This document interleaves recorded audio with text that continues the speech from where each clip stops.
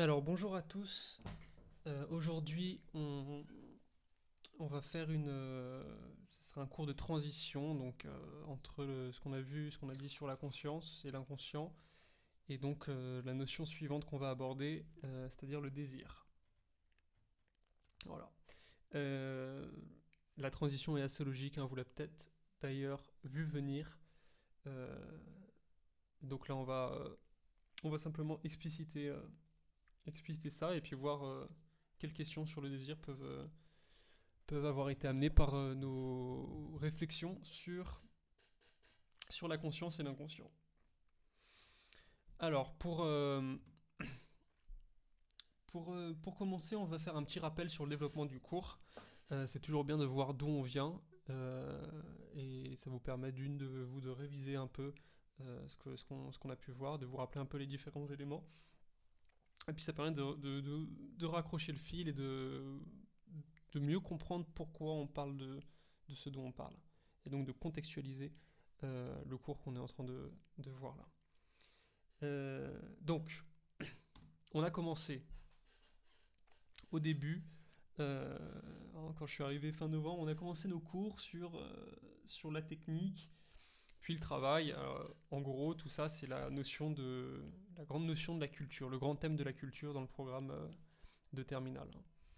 Euh, et ça, je vous le dis bien, c'est à noter, c'est-à-dire que j'ai eu des réflexions, notamment en ES, sur les sujets de dissertation qui sont tombés au bac blanc. Euh, il faut que vous soyez, il faut que vous appreniez, il faut que vous soyez conscient de toutes les notions qu'il y a et de tous les grands thèmes dans lesquels se regroupent les notions.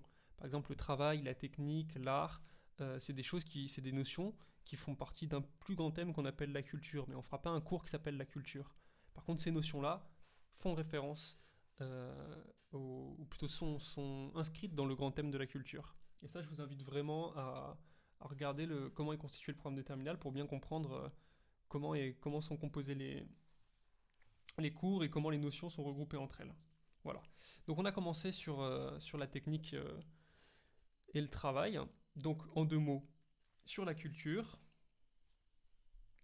Et on a fait ce travail-là en explorant ce qui pouvait avoir amené l'homme à se distinguer de l'état naturel des choses, de l'état de nature, entre guillemets, ou voire même de la nature elle-même.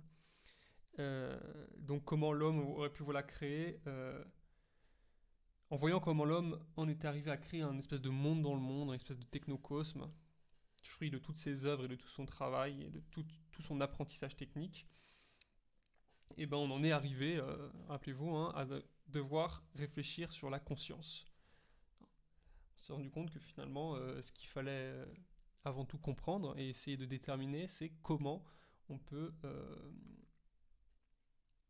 on peut œuvrer de cette manière-là. Comment on peut prévoir de cette manière-là, quelle capacité nous offre cette possibilité de se distinguer autant du reste du règne animal et du reste du vivant en général.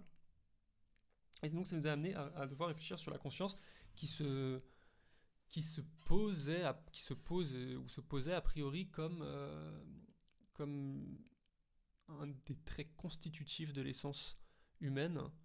Euh, alors vous allez voir qu'en fait vous allez très vite avoir l'impression qu'on qu'on va avoir cette réflexion sur toutes les notions. Rappelez-vous, sur la technique, on a dit, ah bah, la technique, ça paraît être essentiellement humain, même s'il y a des techniques animales, la technique humaine se différencie des techniques animales pour plusieurs points. Le travail, pareil. La conscience, on finit par dire, bah oui, ça aussi, finalement, ce serait ça qui, qui serait le propre de l'homme, ce serait d'avoir une conscience, notamment une conscience réfléchie. Euh, Vous allez voir qu'à chaque fois, quasiment, on distinguera, hein, je vous l'ai déjà dit, mais on essaiera de voir pourquoi la notion telle qu'on en parle permet de mieux comprendre l'essence humaine. Et d'ailleurs, on peut voir tout le programme de philosophie comme une espèce de portrait de l'homme, finalement. Bon. En tout cas, voilà, on a été amené à réfléchir sur la notion de conscience et donc, de fait, hein, par voie de conséquence, également sur celle d'inconscient. Euh, Parce qu'effectivement, il a bien fallu savoir d'où venait cette capacité de réflexion unique, cette capacité de projection, cette capacité de recul, euh, qui permet à l'homme, par son travail, par son œuvre, par sa technique, de se rendre comme maître et possesseur de la nature, comme le dit Descartes. Je vous renvoie au texte qu'on avait étudié à ce sujet-là. Donc voilà.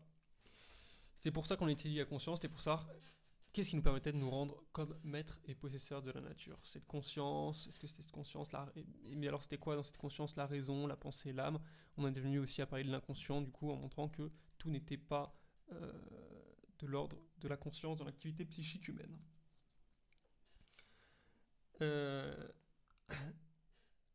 Et justement, concernant l'inconscient, on a vu donc la théorie freudienne, et une des particularités, on a vu qu'il y avait beaucoup de critiques, mais un des points importants, en tout cas à retenir de la théorie freudienne, c'est qu'elle a le mérite de rappeler l'importance du désir chez l'homme. Voilà. Donc, dans la théorie freudienne, le désir est extrêmement important. Et on a expliqué justement que ce désir, c'était, en tout cas, Freud nous explique plutôt que c'est sans doute cet appétit créateur, c'est sans doute ce désir qui est à l'origine de cet appétit créateur, de cette faculté de création. Et donc, la capacité de création, elle viendrait justement du fait que l'homme ne peut pas assouvir tous ses désirs et qu'il essaye donc de les sublimer. Ça serait donc la sublimation des désirs, donc on a déjà vu ça, qui serait à l'origine de la culture, en un sens. Donc je vous ai mis 2 images pour illustrer ça. Freud lui-même, un dessin de Freud, avec ce qui pourrait être apparenté à une forme de vie psychique intérieure, de désir, de pulsion, de vie en tout cas, qui sort de sa tête, et ce serait donc toute cette vie psychique, tout ce contenu qui serait à l'origine d'une espèce de force intérieure, qu'on appelle donc la libido, et qui essaierait de s'exprimer et qui serait sublimée par l'acte créateur.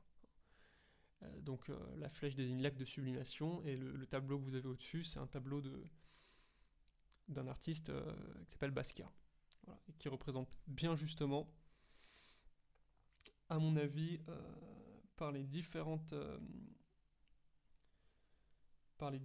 références à différentes cultures que son art amène, les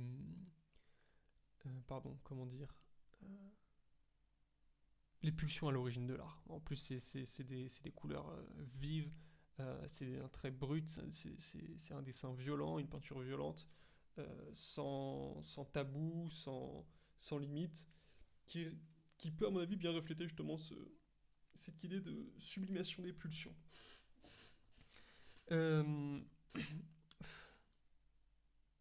Et donc, on voit que le désir est important, c'est pour ça que je voulais souligner, je vous l'ai mis en rouge. Mais c'est vrai aussi que, tel qu'on en a parlé, finalement, le terme même de désir, on ne l'a pas trop exprimé quand on a parlé de Freud, de l'inconscient. Et c'est vrai qu'il apparaît, surtout, Freud parle surtout de pulsion, de refoulement des pulsions, et il apparaîtrait un peu en filigrane que cette recherche de pulsion, que ces pulsions, ça serait donc gouverné par la recherche du plaisir. Et a priori, ça correspond quand même assez bien à l'idée, en tout cas à la première idée qu'on peut se faire d'une définition du désir, c'est-à-dire une recherche de plaisir, quelque chose qui nous satisferait. Donc, moi je vous propose de partir du fait que, effectivement, quand Freud parle de refoulement de pulsions, il parle en fait de refoulement de certains désirs. On a des désirs inconscients qui sont refoulés par le surmoi. Ok. Donc, attention, je vous propose, ça va pas du tout à l'encontre de la théorie freudienne. En réalité, ça correspond tout à fait à ce que dit Freud, ce que je suis en train de vous dire là. Mais il y a tellement de lectures de toute façon de la psychanalyse que c'est compliqué d'en faire une. De pas tomber dans l'interprétation, même si on essaie d'être au maximum objectif. En tout cas, voilà, moi je vous propose ça. Voilà, donc finalement, ça serait les désirs qui seraient refoulés. Toute cette recherche de plaisir, hein, on a dit, le ça, il est gouverné par le principe de plaisir. Il recherche son plaisir, et ce plaisir-là, il est refoulé par le surmoi, par l'éducation. L'éducation dit non, tu peux pas. Il y a des valeurs morales qui bloquent, qui font barrière à la recherche de ce plaisir-là. Donc cette recherche de plaisir, ça correspond tout à fait à l'idée qu'on peut se faire du désir. Et donc ce serait cette sublimation des désirs qui amènerait à la création. Vous me suivez? Et parmi ces désirs... non, pardon. Euh, donc, le désir serait donc recherche particulière, particulièrement. Le désir serait donc particulièrement recherche de plaisir, et donc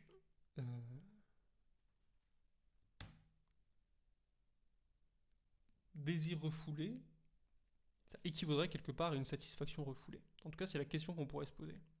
Ce qui n'est pas forcément évident, même si pour vous ça paraît logique, il n'est pas forcément évident d'associer désir à satisfaction de plaisir. Est-ce que tous les désirs sont des objectifs de plaisir, sont des recherches de plaisir? C'est pas sûr, on pourra en reparler. C'est pas sûr. Par exemple, voilà, petite question, on pourra en reparler, mais est-ce que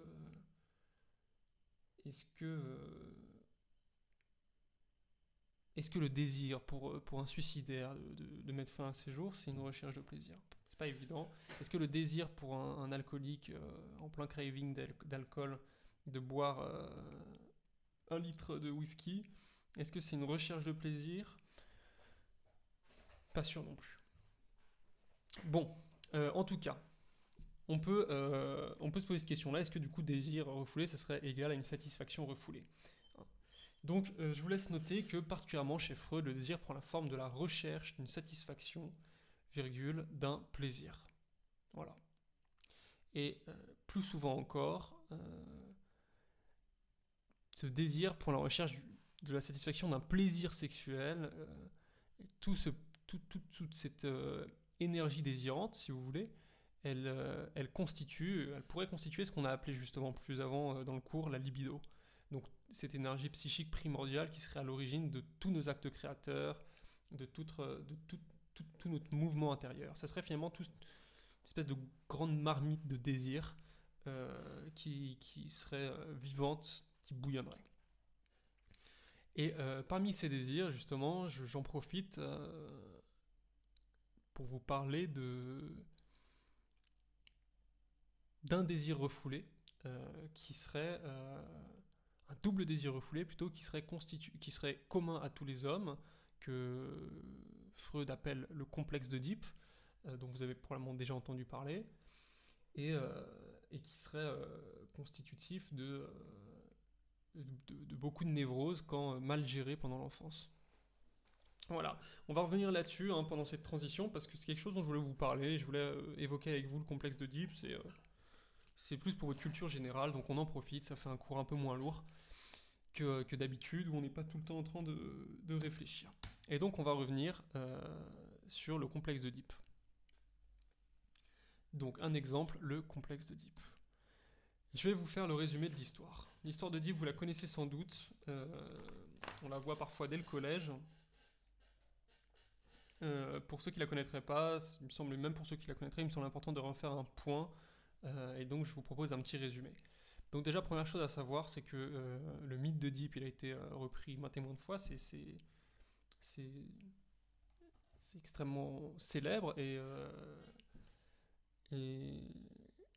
l'œuvre la plus connue, c'est celle de Sophocle, donc une pièce de théâtre qui s'appelle Oedipe Roi, une pièce tragique, dans la Grèce antique, qui se jouait aux alentours de 430 avant Jésus-Christ. Voilà. Donc Sophocle, un grand écrivain tragique, et cette pièce, je vous conseille de la lire. On va voir le résumé, et on ne pourra pas évoquer toute la richesse probablement de cette œuvre, c'est sûr. On ne pourra pas évoquer toute la richesse de cette œuvre. Par contre, on en verra des points, et vous allez probablement pressentir toute la symbolique qu'il y a derrière cette histoire en apparence simple, et tout ce qu'elle peut vouloir dire en transparence. Donc on va commencer le résumé. Donc déjà, ça commence à Thèbes avec Laïos, le roi de Thèbes. Voilà. Alors je vous ai pris des images, je vous préviens tout de suite, je vous ai pris des images très ridicules. Voilà. Peut-être que ça s'imprimera mieux du coup en vous, mais surtout en fait j'ai pris des images détourées et j'ai pris ce qu'il y avait pour faire le truc, pour faire un diapo le plus esthétique possible. Donc l'histoire commence avec Laïos, roi de Thèbes, et sa femme Jocaste. Hein, vous reconnaîtrez donc Garfield et la reine de Alice au Pays des Merveilles, du dessin animé de Disney. Donc Laïos et sa femme Jocaste. Voilà. Donc ce couple royal attend un enfant. Un bébé. D'ailleurs, on dirait plutôt sur l'image que c'est Laïos qui attend le bébé. Mais bon, peu importe. Ils attendent un enfant. Super. A priori très cool, pas de problème, un héritier au trône. Incroyable.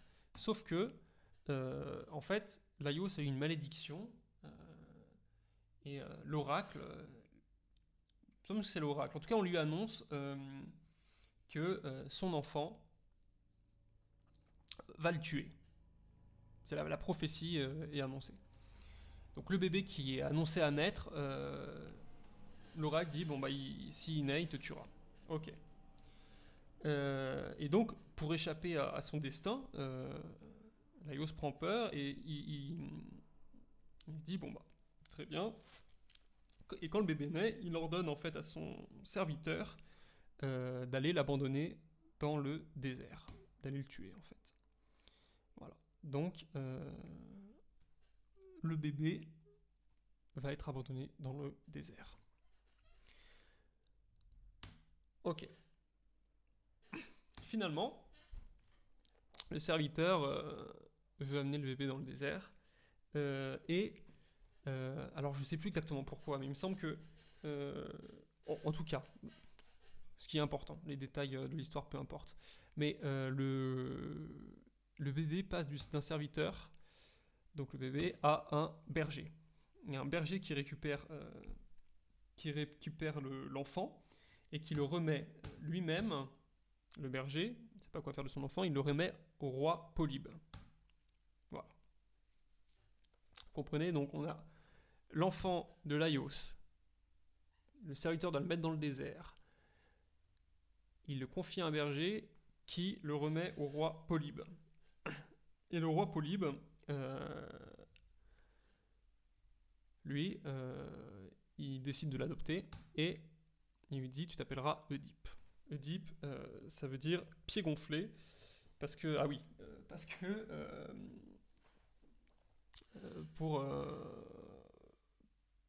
pour tuer l'enfant, il lui avait percé les pieds, attaché les pieds, enfin bref, l'horreur. Du coup, il avait les pieds gonflés, du coup, il l'appelle Oedipe, pied gonflé. Ok. Et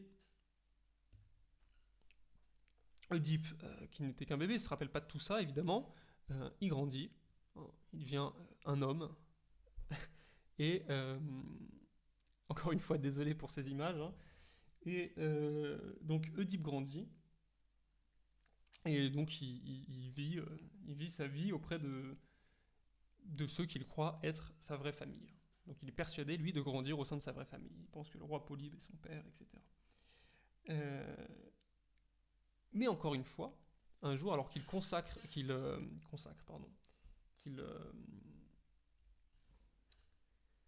va voir l'oracle de Delphes, l'oracle lui prédit qu'il tuera son père et qu'il épousera sa mère.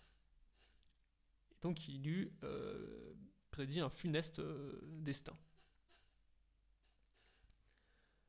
Donc Oedipe va prendre peur, va être effrayé par cette terrible prophétie, et il décide de quitter son lieu d'adoption. Et comme ça, il est persuadé que, du coup, en quittant les gens qu'il considère comme étant ses parents, il ne pourra pas tuer son père. Vous comprenez ? Donc, il quitte son lieu d'adoption,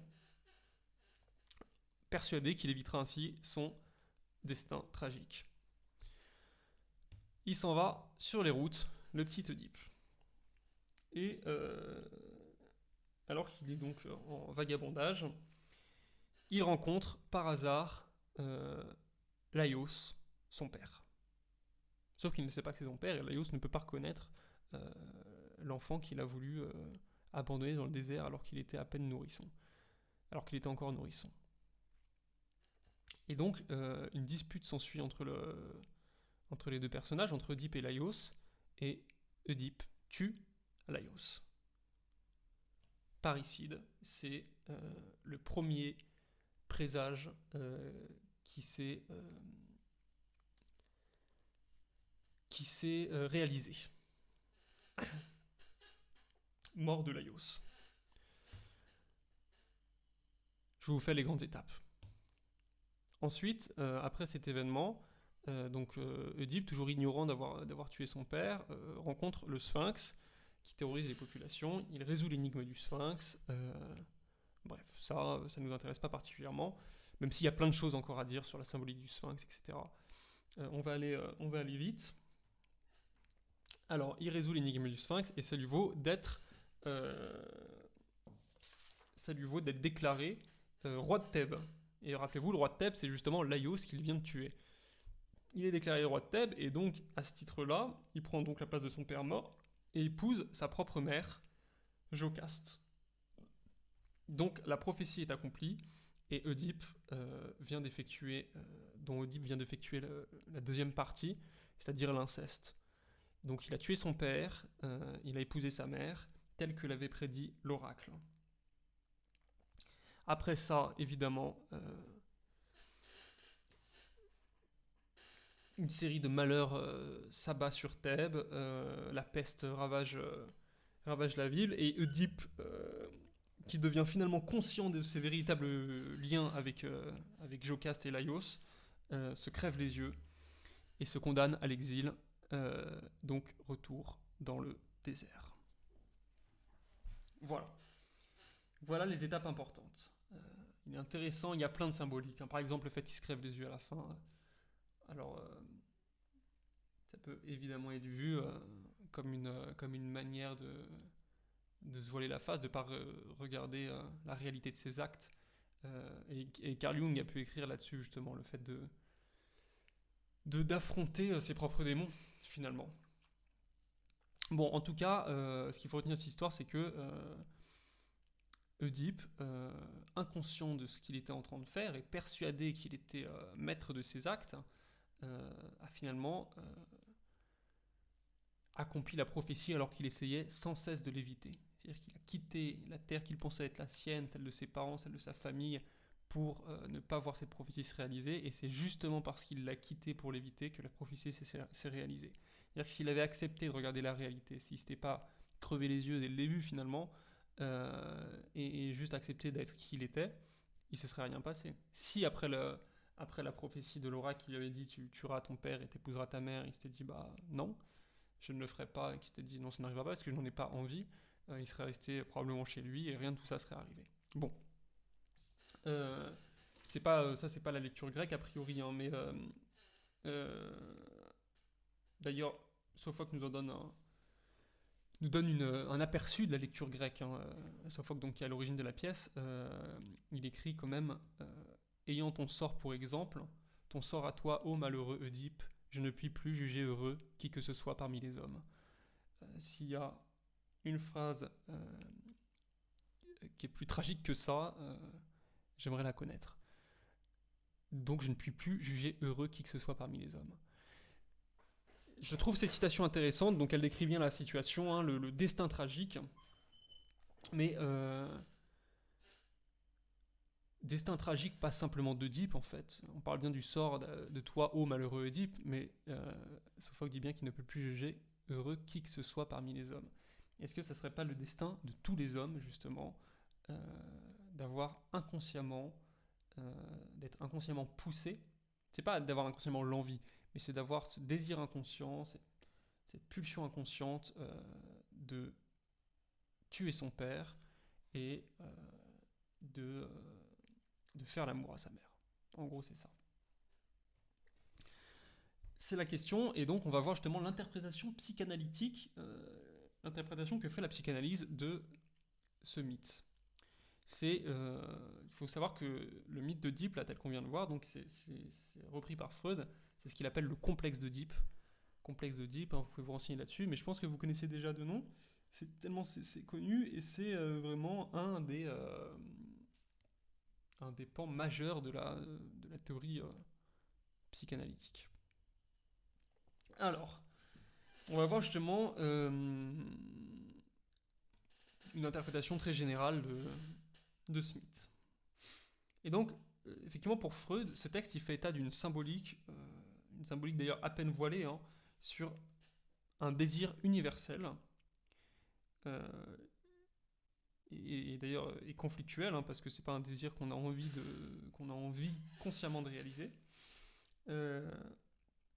Et donc, l'idée, c'est que chaque homme naîtrait ainsi avec inconsciemment une hostilité manifeste contre son père, donc un désir de tuer son père, et un amour attractif pour la mère, donc un désir sensuel envers la mère.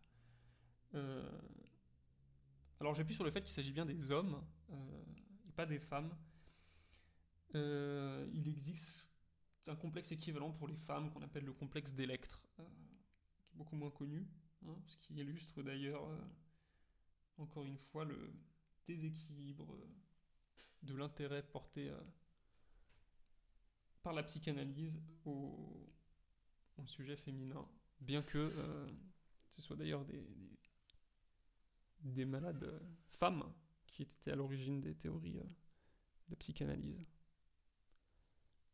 Alors, en tout cas des premières réflexions sur la psychanalyse. Je vous rappelle l'étude du cas de Anna O par Breuer, dont Freud avait été l'un des spectateurs. Alors, donc voilà, symbolique, donc je dis à pointe voilée, hein, parce que en fait, la pièce de Sophocle exprime ça de manière assez claire.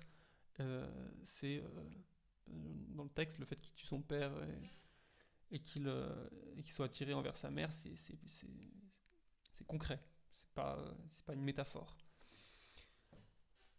Donc hostilité à l'égard du père, attirance envers la mère, ça serait donc ça le complexe d'Oedipe. Et dans la théorie psychanalytique, tous les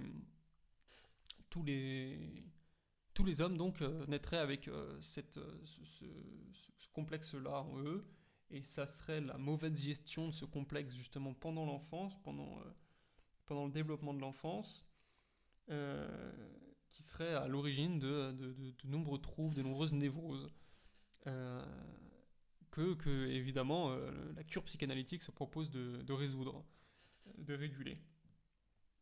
Et c'est évidemment, vous voyez, je reviens juste en arrière, on a quand même le parricide et l'inceste qui sont deux des actes les plus réprimés, quelle que soit la culture, quelle que soit l'époque, des actes les plus répréhensibles moralement, hein, et les moins valorisés.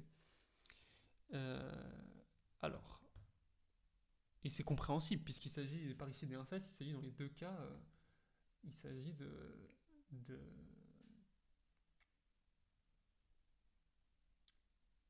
la démystification des géniteurs, quelque part. Donc il s'agit presque de la mort de Dieu, en un sens. Et donc, voilà, ces refoulements durant l'enfance seraient à l'origine de nombreuses névroses. Voilà, névroses que la psychanalyse, évidemment, se propose de soigner. Et du coup, voilà pour le complexe d'Oedipe, hein, c'était un petit rappel. sur ce que c'était. Et donc c'est quand même quelque chose d'important à connaître quand on parle de psychanalyse. Euh, et donc voilà, on arrive à la fin de cette transition et on va, à partir de ce qu'on vient de dire, on peut soulever plusieurs questionnements sur le désir. Déjà, on vient de parler du désir comme de la recherche de plaisir. C'est en tout cas dans cette voie-là que semble nous orienter la théorie psychanalytique. Mais c'est une question qu'on peut se poser, est-ce que le désir doit se comprendre uniquement sous la forme du plaisir? Donc c'est ce que je vous ai évoqué tout à l'heure, et l'exemple que je vous ai donné, est-ce que dans ces cas-là, un suicidaire qui désire mettre fin à ses jours, est-ce qu'il recherche du plaisir ou pas? Peut-être, hein, mais à voir. Hein. Blaise Pascal nous dirait que oui, il cherche à être heureux en tout cas.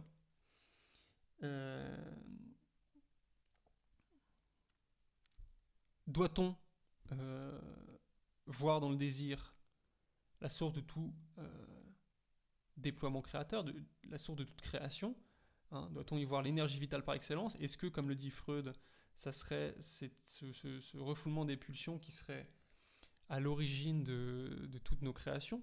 Donc, est-ce que le désir serait vraiment le moteur de l'action humaine, le moteur de ce qu'on est, hein? On essaiera de voir des théories philosophiques là-dessus. On essaiera de répondre à cette question-là. Et on pourrait se demander aussi, est-ce qu'on contrôle nos désirs? Est-ce qu'on décide de désirer? Est-ce que c'est véritablement inconscient? Alors évidemment, il ne s'agira pas de répondre absolument, encore une fois, à ces questions, hein. Il s'agira surtout de tenter d'y répondre en explorant du coup le concept de désir et ses représentations dans différents courants philosophiques. On ne pourra pas tout voir et on pourra, je vous le répète, hein, la philosophie c'est pas l'art de trouver des réponses, de donner des réponses, c'est surtout l'art de poser des questions. Et on se questionne sur cet usage sémantique du mot désir. Est-ce qu'on l'utilise bien? Qu'est-ce que ça veut dire? Qu'est-ce qu'on entend par là? Et on n'apportera pas de réponse définie, puisque quelque part, chaque homme peut développer sa théorie sur le désir. Voilà, je vous laisse là-dessus, et puis on commencera le cours à proprement parler sur le désir, donc sur la prochaine vidéo.